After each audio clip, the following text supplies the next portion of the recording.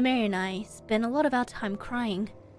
What else was there to do? Imagine it, you're stuck in a room with nothing to do but stack chairs or topple over empty bookcases in frustration. We tried to have it was just another thing to do to pass the time, but with no blood pumping through our veins, it made things difficult. We played all the name games, invisible tic-tac-toe, tongue twisters, etc. We can't exactly play I Spy because our options for colors were either white or void-esque. Sometimes we try and sleep to no avail. We just lie there, occasionally together, sometimes apart. Eyes closed with no rhythmic rise and fall of our chests, no soft sound of a heartbeat. Just utter silence. I didn't think I'd ever make it out. I'm not sure of the total time I spent in there. It was hard to tell and grew more difficult as time went on. At first, it was easy.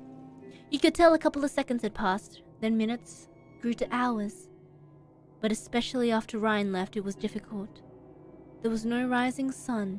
There was no moonlit sky with glittering stars. There was no feeling tired, no sleepiness or droopy feeling that settled in after a long day. I felt as if my internal clock was reworking itself to be, well, broken. Emma and I were really starting to lose it. But not in the same way Ryan was. To curb our sad days, we played pretend like we were kids. I'm not sure if it was an actual decision on our part, or if our minds were just making us to do it in return for a flake of sanity. Sometimes one of us would be a waiter, and the other one would be eating at a fancy restaurant. Sometimes we'd play doctor, and one person would have to undress and be examined. In some scenario, she'd be my wife. I'd come home from a long day at work, and she'd have dinner prepared for me. She'd call the kids down, we'd pretend to eat, and I would tell her about my day while sneaking table scraps to our dog. Our favorite scenario was strangers. At least that's what I call it, looking back. We didn't have a name for it then. I'd be sitting at the table pretending I was at a bar or club. She'd walk up and grab a seat and I'd give her a couple glances and side eyes before telling the bartender I'd buy her a drink. She would try and contain her glowing smile and bat her eyelashes at me. Then she'd make her way from across the table, across the bar, and take the chair next to mine. I'd ask her name and then we'd slowly go from surface level conversation into the world of getting to know each other deeper. Childhood memories, fears, aspirations, secrets, dreams. Then eventually one of us would break character and we'd laugh. We'd also write plays in our head for each other and perform them, or we'd make scripts for TV shows or movies and act them out, mostly improv. There were the good moments, the secure ones. Those escapes for us were equal to the escapes of regular people in the real world who were watching TV or scrolling through an app so they don't have to face the reality that engulfed them. But at some point, reality always sets in. Our entire world was in that room. I started to forget what my mother's face looked like. I started to forget what my face looked like. One day or night, I looked off into the void. Emma and I treated it as someone who would treat a naked homeless man screaming at them. It's best not to look for too long, but it's okay to glance or catch it in your peripheral. I stared off into it, wondering about its color, its absence. I wondered where we were, physically.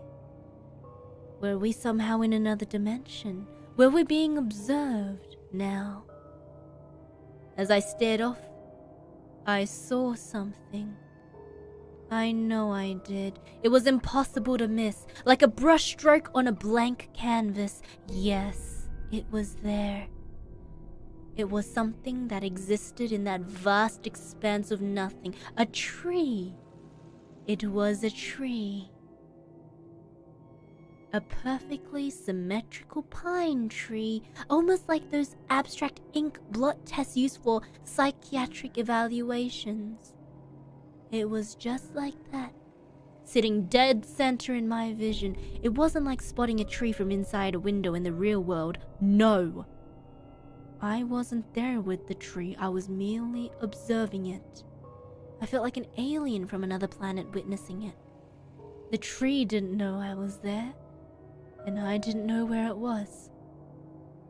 Suddenly, a strong and swift open palm made contact with my cheek, and I heard Emma yell, "Snap the out of it! Clock, please!"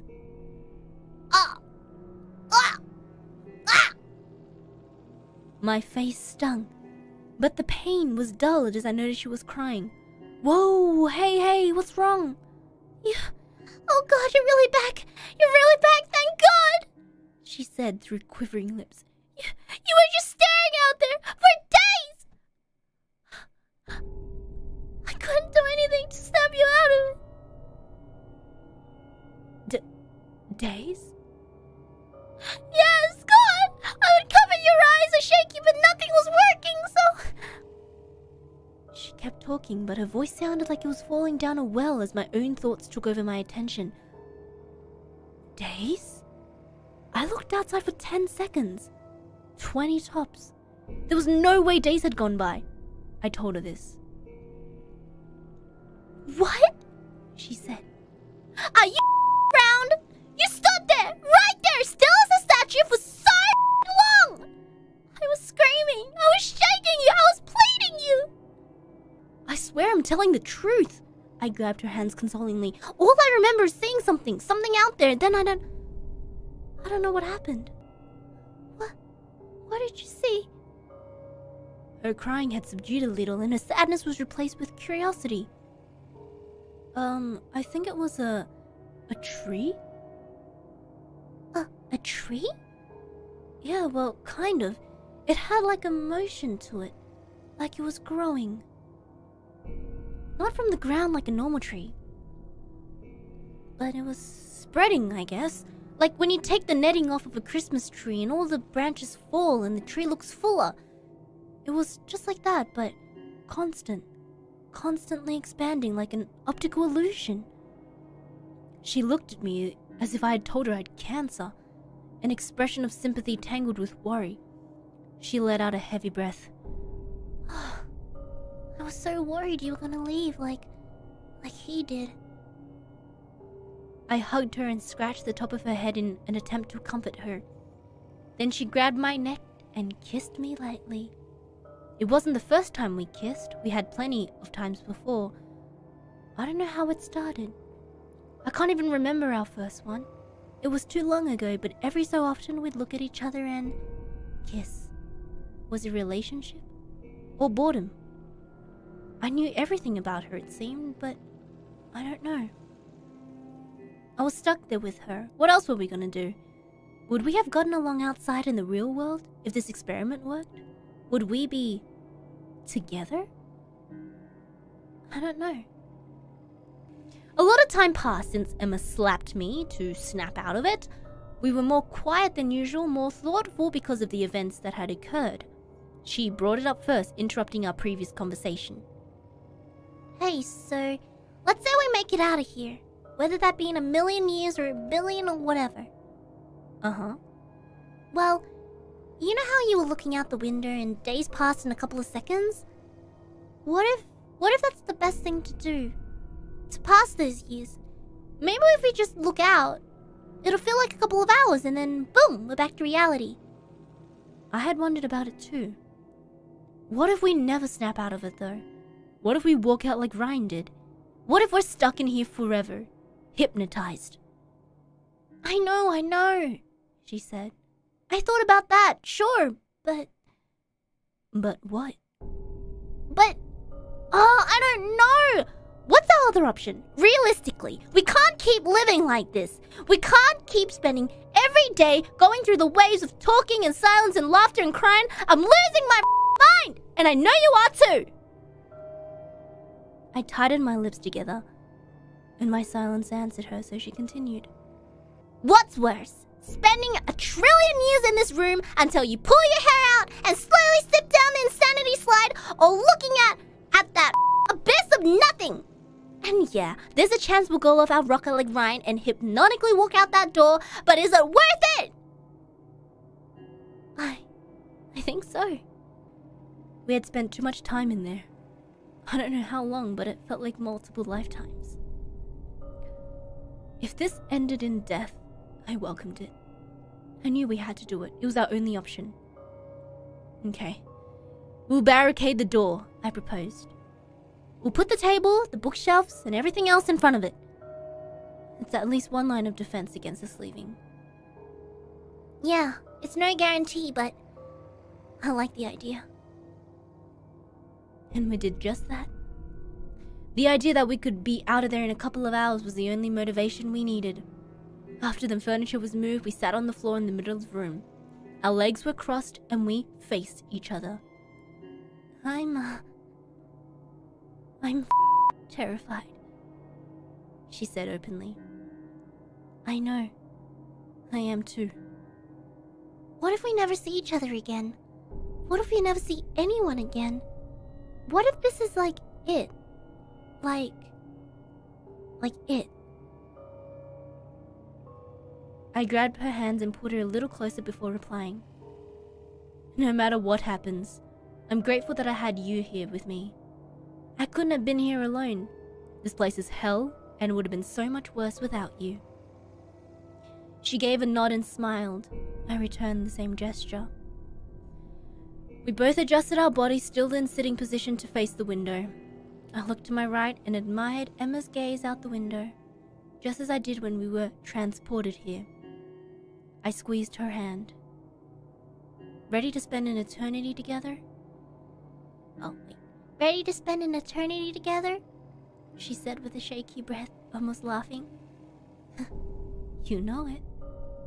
And with that, we peered off into the nothingness.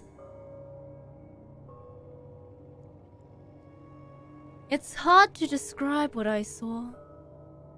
The first thing I saw in that vacuum of the void was once again the tree. It moved and it breathed and acted like it had before.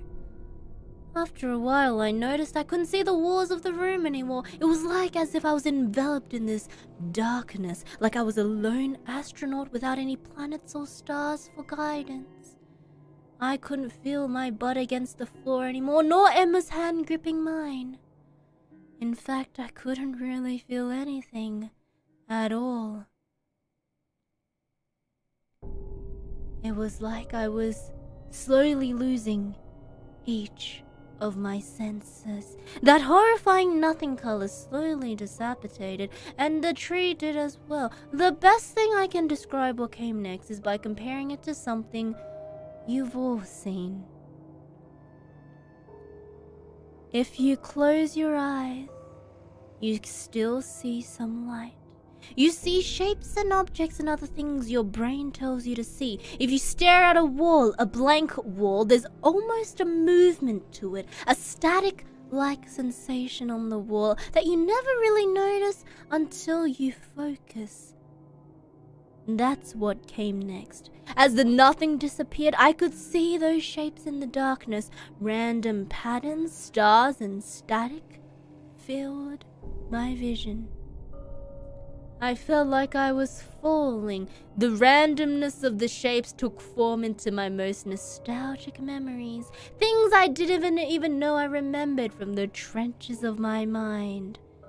I felt this itch, almost.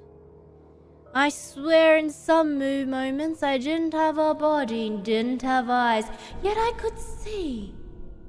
I felt like someone moved my still active brain into a jar to keep me alive, and that's what I was experiencing. Just my brain doing its thing with no outputs or inputs. I felt a prickling, but I wasn't sure where I felt it. I existed, but not in a physical sense. I thought I was dead. I hope that's not what being dead is like.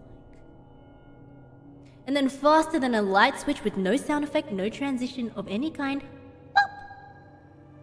I was standing back in that room. Sunshine made its way through the overcast sky and immediately flooded out the window. I was not facing the window though. I was facing Emma. With Ryan right behind her. Both of them were looking out the window just as we were before everything went dark. My focus was on Emma's pupil. Just as it was before, it did not change in size. Before I could begin to process what was happening, Ryan screamed louder than I thought physically possible. I jumped and started to back away, but Emma didn't even flinch.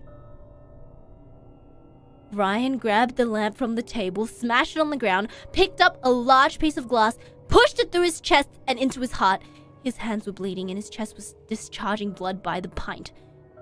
He died within a minute. He was smiling the whole time. Emma, still unmoving, kept staring out the window. I was just trying to process my thoughts, which were abundant. Ryan stabbing himself was the least of my concerns, to be honest with you. I backed up against the wall opposite Ryan, slumped until I hit the floor. I sat in a fetal position and was praying the doctor would come down the mountain. The experiment worked, kind of. The room did disappear and we reappeared exactly 3 hours into the future. Dr. Olsen said he installed the window just in case we could see lights or flashes. He didn't know about the void. After Ryan's death, the university shut down Project PTAOW33 pretty quickly, but I doubt that was the last the world will see of it. Dr. Olsen can only hear the events that took place from my perspective. Emma is in a catatonic state. She hasn't spoken a word or made a noise since returning. She's completely unresponsive. There's no sign of her getting better. I visited her once at the home she lives in now and I'm never going back. She stares off at the walls the same way Ryan stares into the void. If there's a God out there, I just pray she isn't still there somehow in that place. I hope her mind is free or at peace. Why am I not catatonic? Why did I make it out okay? Did I see the same thing Ryan saw? I'm not sure. I try not to think about it. I've lived, subjectively, longer than anyone will ever have to experience. To suffer. I don't have the guts to kill myself, though I think about it often. I don't really care if I get in trouble with the law by sharing my story. It's therapeutic to share, and like Dr. Olsen said from the beginning, no one will believe me anyway. Day-to-day life doesn't bother me. I don't mind interacting with people. I like eating food again or taking a nice hot shower. I like knowing I can die. That I can die.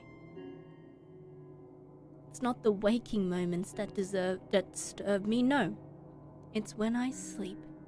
My dreams are awful and are almost always of that place, that room.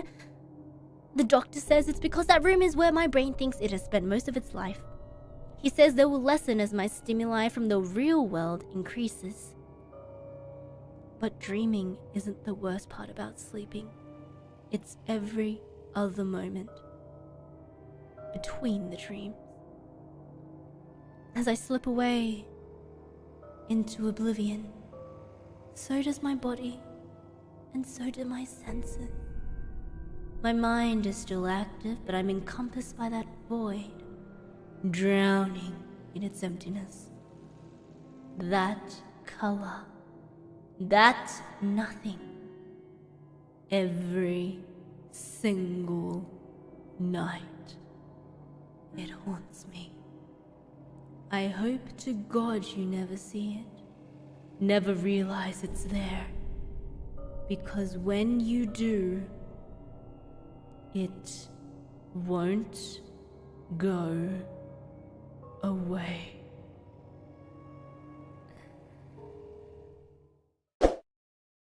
Holy moly!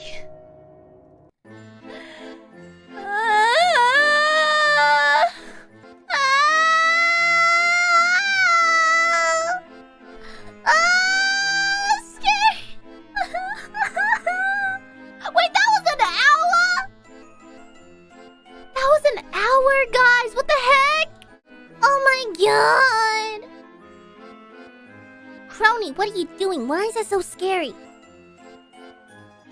That was so scary! That wasn't like, okay, that's kind of like the best kind of spooky. It wasn't like, you know, in your face horror, but it was like psychological horror. That's how they get you. Psychological horror is how they get you. Wow. I'm eating a pear to make it less scary. say that was only 10 seconds.